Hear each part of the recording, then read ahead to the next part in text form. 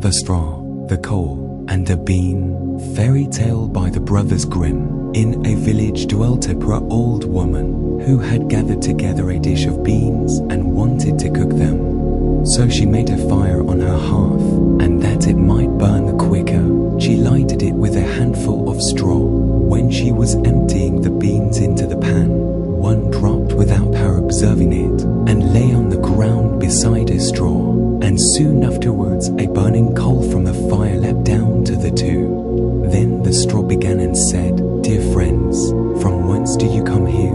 The coal replied, "I fortunately sprang out of the fire, and if I had not escaped by main force, my death would have been certain. I should have been burnt to ashes." The bean said, "I too have escaped with a whole skin, but if the old woman had got me into the pan, I should have been made into broth without any mercy, like my comrades, and would a better fate have fallen to my lot," said the straw. "The old woman has destroyed all my brethren in fire and smoke. She seized 60 of them at once, and took their lives. I luckily slipped through her fingers. But what are we to do now?" said the coal. "I think," answered the bean, "that as we have so fortunately escaped death, we should keep together like good companions, and lest a new mischance should overtake us here, we should go away together and repair to a foreign country." The proposition pleased the two others, and they set out on their way in company. Soon, however, they came to a little brook, and as there was no bridge or footplank, they did not know how they were to get over it. The straw hit on a good idea and said, "I will lay myself straight across, and then you can walk over on me as on a bridge." The straw therefore stretched itself from one bank to the other, and the coal, who was of an impetuous disposition, crept quite boldly onto the newly built bridge. But when she had reached the middle and heard the water rushing beneath her, she was, after all, afraid, and stood still, and ventured no farther. The straw, however, began to burn, broke into pieces, and fell into the stream. The coal slipped after her, hissed when she got into the water, and breathed her last. The bean, who had prudently stayed behind on the shore, could not but laugh at the event, was unable to stop, and laughed so heartily that she burst. It would have been all over with her.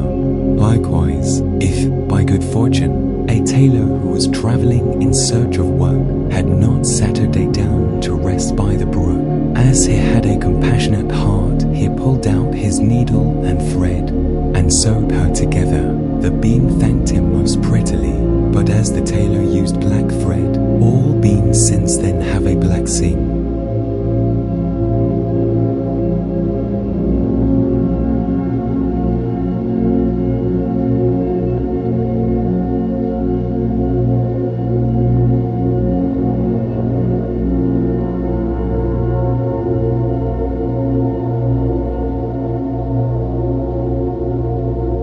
The White Snake. Fairy tale by the Brothers Grimm. A long time ago there lived a king who was famed for his wisdom through all the land. Nothing was hidden from him, and it seemed as if news of the most secret things was brought to him through the air. But he had a strange custom. Every day after dinner, when the table was cleared and no one else was present, a trusty servant had to bring him one more dish. It was covered, however, and even the servant did not know what was in it. Neither did anyone know, for the king never took off the cover to eat of it until he was quite alone. This had gone on for a long time, when one day the servant, who took away the dish, was overcome with such curiosity that he could not help carrying the dish into his room. When he had carefully locked the door, he lifted up the cover and saw a white snake lying on the dish. But when he saw it, he could not deny himself the pleasure of tasting it. So he cut off a little bit and put it into his mouth. No sooner had it touched his tongue than he heard a strange whispering of little voices outside his window. He went and listened, and then noticed that it was the sparrows who were chattering together, telling one another of all kinds of things which they had seen in the fields and woods. Eating the snake had given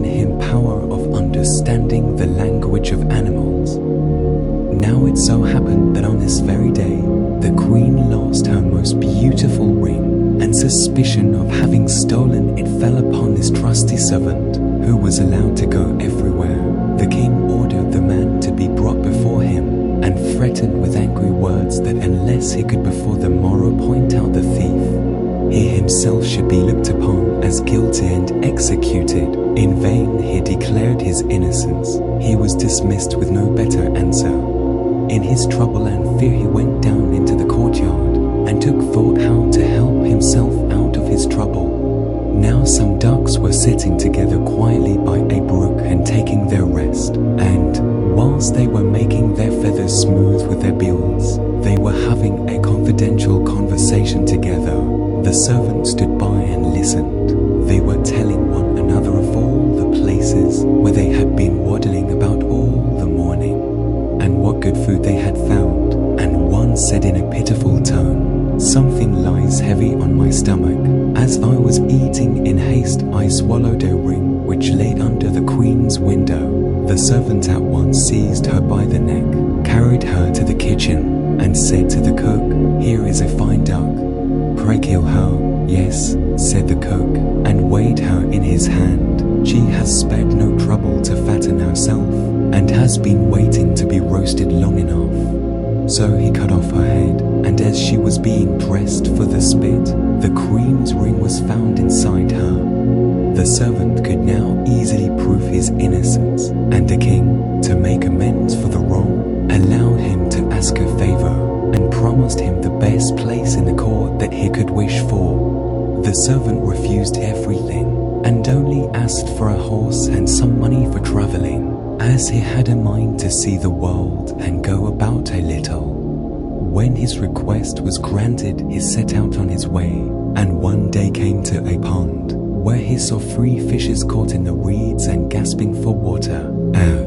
Though it is said that fishes are dumb, he heard them lamenting that they must perish so miserably, and, as he had a kind heart, he got off his horse and put the 3 prisoners back into the water. They quivered with delight, put out their heads, and cried to him, "We will remember you and repay you for saving us."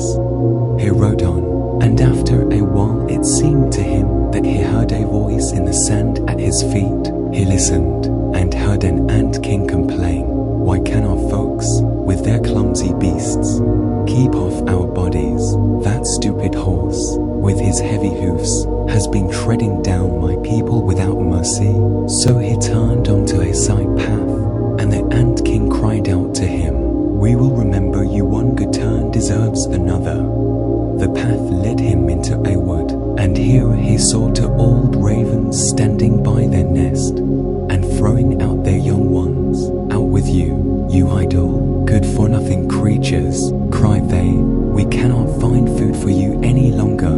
You are big enough, and can provide for yourselves." But the poor young ravens lay upon the ground flapping their wings, and crying, "Oh, what helpless chicks we are! We must shift for ourselves, and yet we cannot fly. What can we do but lie here and starve?" So the good young fellow alighted and killed his horse with his sword, and gave it to them for food. Then they came hopping up to it, satisfied their hunger, and cried, "We will remember you. One good turn deserves another." And now he had to use his own legs, and when he had walked a long way, he came to a large city. There was a great noise and crowd in the streets, and a man rode up on horseback, crying aloud, "The king's daughter wants a husband, but whoever sues for her hand must perform a hard task, and if he does not succeed, he will forfeit his life." Many had already made the attempt, but in vain. Nevertheless, when the youth saw the king's daughter, he was so overcome by her great beauty that he forgot all danger, went before the king, and declared himself a suitor. So he was led out to the sea, and a gold ring was thrown into it, in his sight. Then the king ordered him to fetch this ring up from the bottom of the sea, and added, "If you come up again without it, you will be thrown in again and again until you perish amid the waves." All the people grieved for the handsome youth. Then they went away, leaving him alone by the sea. He stood on the shore and considered what he should do, when suddenly he saw 3 fishes come swimming towards him, and they were the very fishes whose lives he had saved. The one in the middle held a mussel in its mouth, which it laid on the shore at the youth's feet, and when he had taken it up and opened it, there lay the gold ring in the shell. Full of joy he took it to the king, and expected that he would grant him the promised reward. But when the proud princess perceived that he was not her equal in birth, she scorned him, and required him first to perform another task. She went down into the garden, and strewed with her own hands 10 sacks full of millet seed on the grass. Then she said, "Tomorrow morning before sunrise these must be picked up, and not a single grain be wanting." The youth Saturday down in the garden, and considered how it might be possible to perform this task, but he could think of nothing, and there he Saturday sorrowfully awaiting the break of day, when he should be led to death. But as soon as the first rays of the sun shone into the garden, he saw all the 10 sacks standing side by side, quite full, and not a single grain was missing. The ant king had come in the night with thousands and thousands of ants, and the grateful creatures had by great industry picked up all the millet seed and gathered them into the sacks. Presently the king's daughter herself came down into the garden, and was amazed to see that the young man had done the task she had given him. But she could not yet conquer her proud heart, and said, "Although he has performed both the tasks, he shall not be my husband until he has brought me an apple from the tree of life." The youth did not know where the tree of life stood, but he set out, and would have gone on forever, as long as his legs would carry him, though he had no hope of finding it. After he had wandered through 3 kingdoms, he came one evening to a wood, and lay down under a tree to sleep.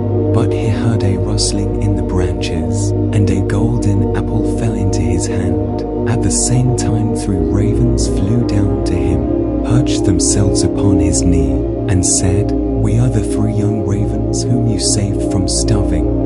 When we had grown big, and heard that you were seeking the golden apple, we flew over the sea to the end of the world, where the tree of life stands, and have brought you the apple." The youth, full of joy, set out homewards, and took the golden apple to the king's beautiful daughter, who had now no more excuses left to make. They cut the apple of life into and ate it together, and then her heart became full of love for him, and they lived in undisturbed happiness to